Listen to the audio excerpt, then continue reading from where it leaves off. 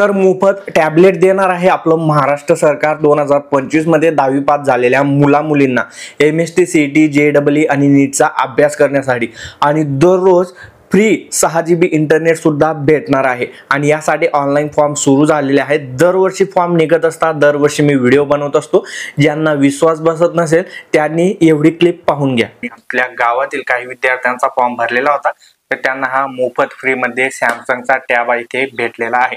याला मी ओपन केला आणि त्यामध्ये हा अशा प्रकारचा सॅमसंग टॅब तुम्ही पाहू शकता। हा सॅमसंग टॅब फ्री मध्ये भेटलेला आहे, त्यामध्ये 6 GB डाटा भेटणार आहे। तर आता या योजनेसाठी तुम्ही ऑनलाइन फॉर्म मोबाईल मधून कसा भरायचा याची A to Z live process सांगणारे व्हिडिओ शेवट पर्यंत पहा।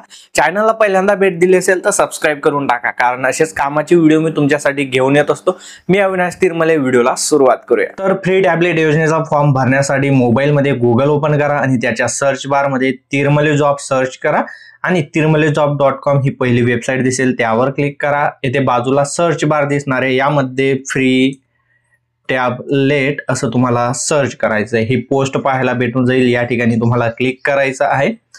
आता येथे पाहू शकता तुम्ही JEE नीट MST CET बॅच 2025 आणि 27 साठी हे फॉर्म मागवले जात आहेत।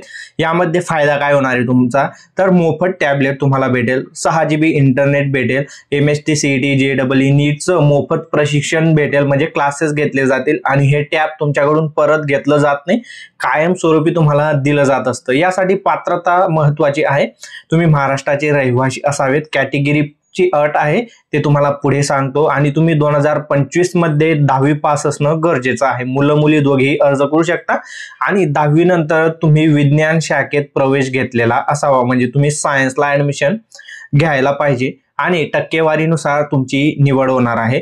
हे एवढं कागदपत्र लागतं, ज्यामध्ये आधार कार्ड, रहिवासी दाखला म्हणजे डोमासाईल, जातीचा दाखला, कास्ट सर्टिफिकेट, नॉन क्रिमिलियर, 10वीचे मार्कशीट, 11वी विज्ञान शाखेत प्रवेश घेतल्याचा दाखला, अपंग असाल तर त्याचं सर्टिफिकेट, अनाथ असाल तर त्याचं अदरवाईज लागत नाही। शेवटची तारीख 31 मे आहे, 31 मे पूर्वी अर्ज करून टाकायचा आहे, परंतु मुदतवाढ होण्याची शक्यता असते आणि त्याबद्दलची माहिती वेळोवेळी तुम्हाला कळवण्यात येईल। त्यामुळे आपलं व्हॉट्सअप आणि टेलिग्राम चॅनल जॉईन करून या डिस्क्रिप्शन मध्ये लिंक दिल्या आहेत। आता फक्त याच कॅटेगरीचे विद्यार्थी या योजनेसाठी अर्ज करू शकता। आता कोणकोणती कॅटेगरी आहे, OBC, VJ, ENT, B, NT, C, NT, D आणि SBC। जर का तुम्ही जनरल, SC, ST, EWS कॅटेगरीचे असाल तर यासाठी अर्ज करू शकत नाही। लक्षात ठेवा, आरक्षण बद्दल माहिती देण्यात आलेली आहे, हा मागचा वर्षाचा व्हिडिओ होता। त्यानंतर येथे अर्ज करण्याची वेबसाईट दिलेली आहे आणि जाहिरातीची PDF, ज्यांना खोटं वाटत असेल त्यांनी अधिकृत जाहिरातीची PDF वाचून घ्यायची आहे। महाराष्ट्र सरकार आणि महाज्योती मार्फत ही योजना राबवली जाते। मी जी माहिती सांगितली तीच माहिती या PDF मध्ये देण्यात आलेली आहे। आता अर्ज करण्याची वेबसाईट, तर या ठिकाणी तुम्हाला क्लिक करायचं आहे। अशा प्रकारे फॉर्म ओपन होऊन जाईल, तुमचा 10 अंकी मोबाईल नंबर टाकायचा आहे आणि सबमिट बटनावर क्लिक करायचं आहे। मोबाईल नंबरवरती असा 6 अंकी OTP आला असेल तो टाकून सबमिट बटनावर क्लिक करा। त्यानंतर अशा प्रकारे एक फॉर्म तुमच्या समोर ओपन होणार आहे। येथे personal detail, qualification, document upload करून फॉर्म सबमिट करायचा आहे। आता यासाठी येथे बघा, अप्लाय फॉर, तुम्हाला कशासाठी अप्लाय करायचंय, JEE नीट MST CET म्हणजे कोणती परीक्षा तुम्हाला द्यायची आहे। जसं की मी MST CET सिलेक्ट केलं, तुम्हाला तुमच्या पद्धतीने सिलेक्ट करायचंय आणि त्याचं प्रशिक्षण, त्याचे क्लासेस तुम्हाला दिले जातील। त्यानंतर इथे तुमचं नाव, फर्स्ट नेम म्हणजे तुमचं नाव, मिडल नेम वडिलांचं नाव, लास्ट नेम म्हणजेच तुमचं सर नेम असणार आहे। त्यानंतर ऍप्लिकंट फादर गार्डियन्स नेम म्हणजे तुमच्या वडिलांचं नाव सेम तुमच्या नावाच्या प्रमाणे। त्यानंतर तुमचं जेंडर, मेल फिमेल, तुम्ही काय आहात, तुमची जन्मतारीख तुम्हाला टाकायची आहे। त्यानंतर खाली बघा ऑर्फन, ऑर्फन म्हणजे तुम्ही अनाथ आहात का, असाल तर S करा आणि नसाल तर नो करा। जर का तुम्ही S केलं, तुम्ही अनाथ असाल तर त्याचं सर्टिफिकेट तुम्हाला द्यावं लागणार आहे। त्यानंतर तुम्ही अपंग आहात का, असाल तर S करा, त्याचं सर्टिफिकेट द्यावं लागेल, अपलोड करावं लागेल, नसाल तर नो करा, काही देण्याची गरज राहणार नाही। त्यानंतर येथे सोशल कॅटेगरी, तुम्हाला कॅटेगरी बद्दल पण मी माहिती सांगितली। तर कॅटेगरी येथे बघा, OBC, VJ, NT, B, NT, C, NT, D, SBC कॅटेगरीचेच विद्यार्थी, मुलं मुली यासाठी अर्ज करू शकता, इतर कोणीही अर्ज करू शकत नाही। आता तुमचं जे काही कास्ट असेल, कॅटेगरीनुसार इथे कास्ट तुम्हाला सिलेक्ट करून घ्यायचंय। तुम्ही नॉन क्रिमिलियर गटात मोडतात का, तर येथे येसच करायचं आहे, त्याशिवाय तुम्ही फॉर्मच भरू शकत नाही. येथे आधार नंबर टाका, नॅशनॅलिटी आधीपासून सिलेक्ट आहे. त्यानंतर तुमचं डोमासाईल तुम्हाला सिलेक्ट करायचं आहे, ज्यामध्ये तुमचा जिल्हा निवडायचा आहे, राज्य आधीपासून सिलेक्ट असणार आहे. येथे रेसिडेंट म्हणजे अर्बन म्हणजे शहरी, रुरल म्हणजे खेड्यागावाचे. आता तुमचा एरिया तुम्हाला त्या पद्धतीने सिलेक्ट करायचा आहे. आता ऍड्रेस मध्ये तुमचा जो काही जिल्हा असेल तो जिल्हा तुम्हाला निवडायचा आहे. त्यानंतर तुमचा तालुका निवडायचा आहे आणि खाली गावाचं नाव, हाऊस नंबर, वार्ड नेम, तुमचा ऍड्रेस तुम्हाला फिल करायचा आहे. येथे पिनकोड टाकायचा आहे. तुमचा परमनंट ऍड्रेस आणि करस्पॉन्डन्स ऍड्रेस सेम असेल प्रेझेंट ऍड्रेस तर येथे टिक मार्क करा. वरचा ऍड्रेस खाली ऑटोमॅटिकली येऊन जाईल.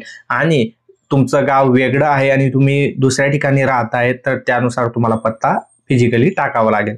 त्यानंतर येथे तुमचा मोबाईल नंबर पाहायला भेटून जाईल. एकदा त्याला चेक करून घ्या. अल्टरनेटिव्ह मोबाईल नंबर तुम्ही तुमच्या वडिलांचा येथे देऊ शकता. तुमचा ईमेल आयडी टाकायचा आहे, वडिलांचा दिला तरी चालणार आहे. मोबाईल नंबर दोघी ठिकाणी वडिलांचा दिला तरी चालणार आहे आणि सेव्ह अँड नेक्स्ट या बटनावर क्लिक करायचं आहे. त्यानंतर क्वालिफिकेशन डिटेल तुम्हाला फिल करायची आहे, 10वीची फक्त लक्षात ठेवा. तर येथे तुमच्या शाळेचं नाव तुम्हाला टाकायचं आहे, तुमचं बोर्ड कोणतं होतं ते टाकायचं आहे. इयर ऑफ पासिंग मध्ये 2025च येणार आहे, म्हणजे 2025 मध्ये जे विद्यार्थी मुलं मुली पास झाले असतील तेच फॉर्म भरू शकता, अदरवाईज कोणी फॉर्म भरू शकत नाही, लक्षात ठेवा. त्यानंतर टोटल मार्क्स तुमच्या मार्कशीट वरती किंवा जो ऑनलाईन रिझल्ट तुम्ही चेक केला असेल त्यावरती असतील ते टाकायचे आहेत. मार्क्स ऑफ 10 म्हणजे टोटल पैकी किती मिळाले आणि तुमचे टक्केवारी टाका. व्यवस्थित माहिती चेक करून सेव्ह अँड नेक्स्ट या बटनावर क्लिक करा. आता ही फायनल स्टेज आहे, आपल्याला डॉक्युमेंट अपलोड करायचं आहे. ज्या ठिकाणी रेड कलर मध्ये इथे बघा स्टार दिलेलं आहे ते कंपल्सरी अपलोडच करावं लागेल आणि ज्या ठिकाणी स्टार दिलेलं नाहीये ते अपलोड नाही केलं तरी चालणार आहे. आता इथे साईज सुद्धा दिलेली आहे, तुम्ही जेपीजी मध्ये अपलोड करू शकता. 200 KB च्या आत डॉक्युमेंटची साईज असायला पाहिजे. आता पासपोर्ट साईज फोटो तुमचा अपलोड करायचा आहे, त्यासाठी चूज फाईल वर क्लिक करायचं आहे. तुमचा गॅलरी मधून फोटो सिलेक्ट करायचा आहे आणि अपलोड इमेज या बटनावर क्लिक करायचं आहे. तो अपलोड झाल्यावर या ठिकाणी तुम्हाला दिसेल. या प्रकारे तुमची सिग्नेचर अपलोड करा, अपलोड इमेज वर क्लिक करा, ती पण या ठिकाणी दिसेल. आणि अशा प्रकारे तुम्हाला काय काय अपलोड करायचं आहे, तुमचं आधार कार्ड, त्यानंतर caste certificate, valid non criminal certificate, SSC marksheet म्हणजे 10वीचं मार्कशीट अपलोड करा. 11वीचं बोनाफाईड अपलोड करायचं आहे.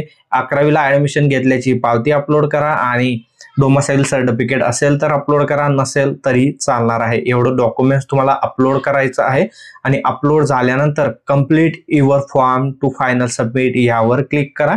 क्लिक केल्यानंतर तुमचा फॉर्मचा तुम्हाला प्रिव्ह्यू दाखवण्यात येईल आणि त्याची PDF तुम्हाला डाउनलोड करून घ्यायची आहे. आणि जेव्हा टॅबलेट वाटप केले जातात तेव्हा तुमचा जो फॉर्मची PDF आहे तर त्याची प्रिंट मागितली जाते, त्यामुळे तो फॉर्म व्यवस्थित सेव्ह करून त्याच्या 4-5 प्रिंट काढून ठेवा, लक्षात घ्या. तर अशा प्रकारे हा फॉर्म आहे तर तुम्हाला भरायचा आहे.